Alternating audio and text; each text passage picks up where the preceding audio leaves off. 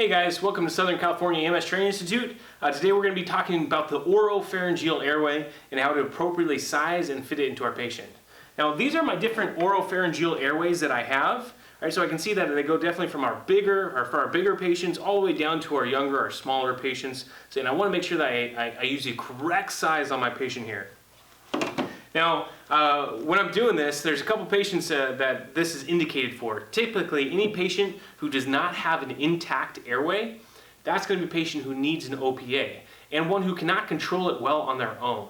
These patients typically aren't breathing or aren't breathing very well on their own, and then also they don't have a gag reflex.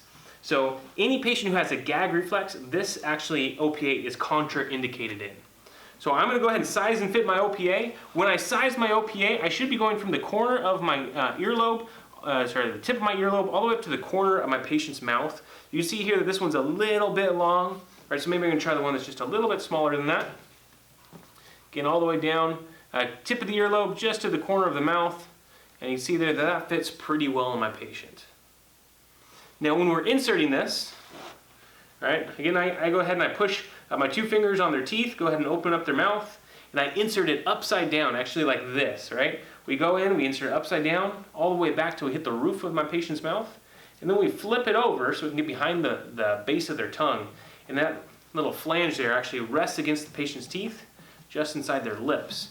That keeps the tongue from being, like, falling back into the airway and occluding the patient's airway. So that's a good airway to go ahead and use there. Now remember, any patient who's contraindicated, or any patient who has a gag reflex, this is contraindicated in. So if you're putting this airway in, you go ahead and you put it in, and the patient starts to gag, right? Make sure you pull that thing right out, because we don't want this patient to vomit or breathe in any potential extra saliva or vomit that that patient could have in their mouth. So that's how we insert an oropharyngeal airway.